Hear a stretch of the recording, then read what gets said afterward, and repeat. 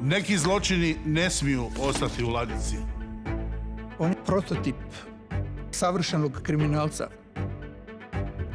Svako ko može za pare da ubije čoveka je zver. Neki tragovi ne mogu biti izbrisani. U zraku je lebdila smrt. Ovo je vjerojatno jedna od najvećih kulturnih pljački u Hrvatskoj. Nacionalna sveučilišna biblioteka će odletiti u zrak kada ja dadem nalog. Istina uvijek pronađe put. Ja sad tvrdim da se radi o najjačoj zločinačkoj organizaciji. Kriminalna skupina Zijada Turkovća se bavila svim kriminalnim aktivnostima koje možete zamisliti. Pa gdje je taj novac? Gdje je ta droga? Ta banda kriminalna u sudstvu i tužiteljstvu.